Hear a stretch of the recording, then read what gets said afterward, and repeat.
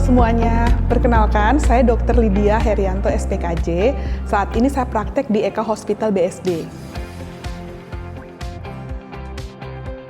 Nah, itu tentu saja tidak normal ya, karena kan balik lagi, makanan itu tujuannya untuk asupan gizi kita, gitu ya. Jadi kita makan fokusnya adalah memperbaiki fungsi tubuh ya, sel-sel tubuh gitu. Dan apapun yang kita masukkan ke dalam mulut kita dicerna oleh tubuh dan dikeluarkan melalui pencernaan gitu ya. Nah, kalau misalnya pada saat orang memuntahkan makanan, yang terjadi adalah dia mengeluarkan isi makanan yang sudah ada di lambung. Nah, dampak negatifnya itu yang ditimbulkan adalah mengganggu kesehatan juga. Misalkan asam lambung yang naik ke mulut, itu akan membuat iritasi di saluran pencernaan atas nih. Sakit tenggorokan, sering sariawan, bau mulut. Nah, itu dampaknya juga tidak baik gitu. Nah, balik lagi nih, kalau kita makan kan kita harus mengerti sebenarnya tujuan kita makan itu untuk apa gitu ya. Kalau kita lihat cemilan sendiri itu terbagi dua. Yang pertama cemilan yang manis. Ya, seperti contohnya ice cream, coklat, permen gitu ya. Nah, biasanya orang-orang yang mengkonsumsi cemilan manis ini untuk menghilangkan rasa sedih, rasa frustrasi dia gitu ya. Dikatakan bahwa makanan yang manis ini meningkatkan dopamin atau rasa senang. Akibatnya, orang yang sering mencari cemilan manis ini, dia sudah terbiasa untuk menghilangkan rasa tidak nyamannya tersebut dengan segera dengan makanan manis. Nah, sekalinya dia tidak makan makanan manis, dia akan menjadi sakau terhadap gula gitu. Sebaliknya, orang-orang cenderung yang frustrasi, suka marah gitu ya, yang hatinya gelisah, kosong, nah itu biasanya suka makan yang gurih atau yang asin. Misalnya keripik, yang mecin, seperti itu ya. Nah, padahal kita tahu di situ ada garam yang besar, garam yang tinggi. Ini akibatnya meningkatkan rasa lapar dan haus. Nah, meningkatkan hormon grelin. Jadi pada saat kita lihat ya, orang dengan sering mengkonsumsi cemilan dalam porsi yang besar tetap merasakan rasa lapar. Begitu. Jadi itu akhirnya membuat jadi binge eating, jadi kebanyakan makan gitu ya. Nah, anoreksia sendiri itu adalah ketakutan akan berat badan yang bertambah. Jadi orang yang takut gemuk, akibatnya dia membatasi makanan. Ada yang sampai puasa berlebihan, menghindari makan. Nah, akibatnya nutrisinya berkurang, jadi sering rambutnya rontok, kulitnya kusam, dan banyak efek gangguan lain gitu ya. Termasuk beberapa penelitian mengatakan orang yang mengalami anoreksia meningkatkan resiko depresi dan meningkatkan juga risiko bunuh diri. Nah, ini juga akhirnya menyebabkan gangguan mental.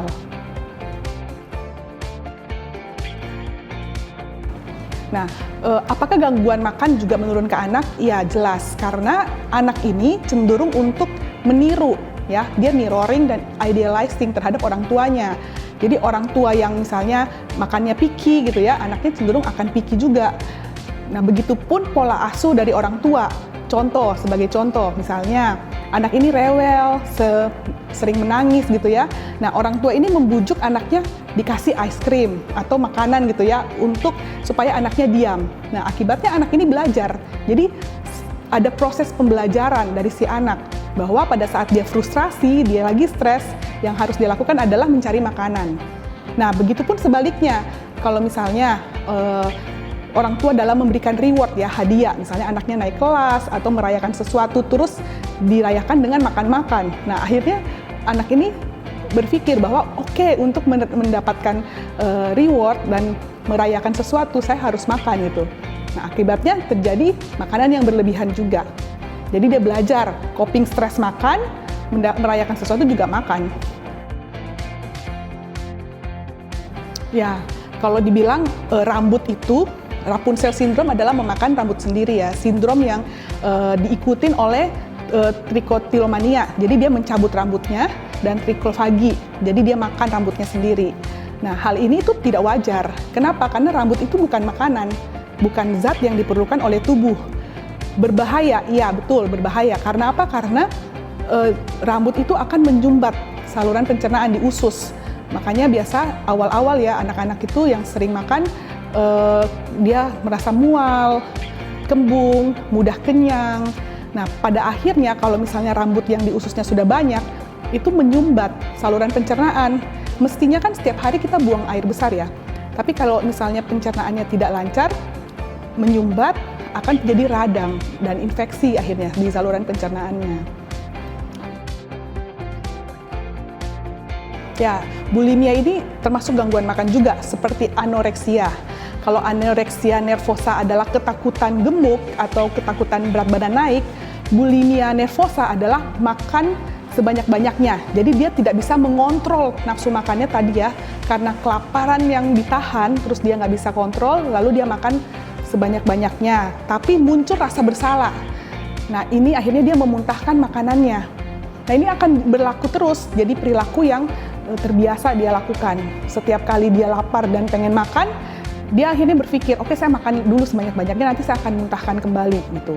Dan bulimia nervosa juga itu banyak juga ya, kita lihat kasus-kasus ini diikuti dengan peningkatan depresi, gangguan kecemasan, dan gangguan mental lain. Nah, kalau kita lihat nih, picky eater itu sebenarnya ya mekanisme kita untuk pertahanan terhadap makanan. Ya, misalnya seorang anak gitu ya menerima makanan yang baru. Nah, dia akan berusaha untuk mengeksplorasi makanan tersebut. Nah, pada saat makanan ini membuat dia jadi alergi, sebagai contoh ya, misalnya tiba-tiba seseorang makan seafood, terus jadi gatal-gatal, jadi sesak napas karena ada alergi. Nah, dia akan cenderung untuk jadi picky eater terhadap semua jenis seafood, gitu ya, karena ada riwayat alergi tersebut. Atau misalnya pada anak yang monoton makanannya, jadi dia bosen terhadap misalnya nasi gitu ya, nanti dia picky terhadap nasi, tapi dia mau makan karbohidrat jenis lain, misalnya kayak roti, mie, spaghetti gitu ya, kecuali nasi. Nah, ini bisa dikategorikan picky eater juga. Tapi picky eater ini bisa juga dikatakan dalam batas normal.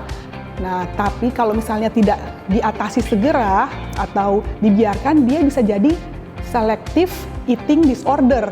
Nah, ini picky eater yang disorder, di mana terjadi pada orang yang dulunya mengalami trauma. Misalkan ada orang tua yang memaksa anaknya untuk makan sayur dan buah, terus memarahi anaknya pada saat dia nggak mau makan nih.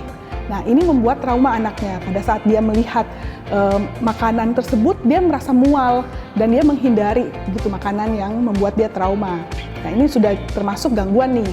Jadi bisa picky eater ini bisa berkembang jadi gangguan kalau tidak segera diatasi gitu. Ya, nah kalau kita mengatasi ya, kalau orang-orang sudah mengalami eating disorder, yang pertama kita membuat jurnal makanan, food journal, di mana kita benar-benar mengetahui makanan itu tujuannya untuk apa. Jadi kita tahu jenis makanan yang masuk ke dalam tubuh kita itu apa saja gitu ya. Dan kita bisa mengatur dari pagi itu kita sarapan apa, siang makan apa, itu disesuaikan dengan kebutuhan kita ya, bukan karena tadi impulsif dan insecure kita. Nah, yang kedua, manajemen stres. Karena kan balik lagi ya, eating disorder itu dasarnya adalah stres. Pada emotional eating, orang-orang makan karena menghilangkan rasa stresnya. Jadi kita harus bisa juga ketemu pola mengatasi stres kita dengan yang lain selain makan. Kemudian olahraga dan aktivitas fisik yang teratur. Kenapa demikian? Karena ternyata dengan olahraga endorfin kita naik. Endorfin itu adalah salah satu hormon bahagia gitu ya. Jadi pada saat kita merasa lebih happy gitu ya, kita tidak akan mencari lagi makanan yang berlebihan. Nah, yang berikutnya adalah tidur yang cukup. Karena bisa dikatakan kalau orang yang kurang tidur, metabolismenya berkurang, terus hormon grelin ya, hormon rasa laparnya bertambah. Jadi kita bisa lihat orang yang cenderung sering begadang itu makan cemilannya lebih banyak gitu ya dibanding orang yang tidur cukup. Nah, kemudian yang berikutnya adalah mindful eating, di mana kita benar-benar sadar diri apa yang kita makan. Dan pada saat kita makan, pikiran hati kita juga menikmati makanan tersebut.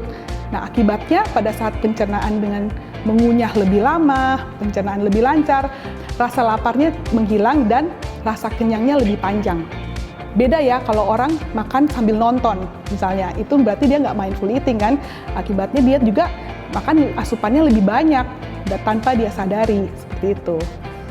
Jadi yang paling penting itu sebenarnya kesehatan mental dan fisik kita gitu ya. Jadi pada saat kita makan itu tujuannya adalah kita mau sehat, kita mau kuat dan supaya bisa aktif, produktif untuk mengejar impian kita gitu ya. Kadang terlalu fokus sama hal yang mungkin tidak terlalu penting, yaitu misalnya apa kata orang nih, saya harus kurus supaya diterima, supaya dicintai, tidak seperti itu. Nah, kalau misalnya teman-teman nih Gen Z semua atau mungkin siapapun yang nonton saat ini ya, nonton video ini, mulai merasa kayaknya saya ada gangguan makan, atau saya belakangan kok jadi nggak happy, sudah berusaha diet nggak turun-turun berat badannya, sudah melakukan ini itu kok belum puas gitu ya. Mungkin yang harus dilakukan adalah berkonsultasi ke dokter. Karena bisa saja bukan cara kamu atau apa yang selama ini kamu lakukan, tapi mungkin mindsetnya ya. Biasa salah satu gangguan makan kan karena pola pikir gitu. Jadi jangan segan-segan untuk konsultasi. Jangan lupa subscribe, likes, dan komen. Dan ada pertanyaan apapun, kalian bisa tulis di kolom pertanyaan di bawah ya. Komen supaya kita bisa jawab pertanyaan kamu, atau mungkin ada masukan untuk topik-topik selanjutnya. Terima kasih ya.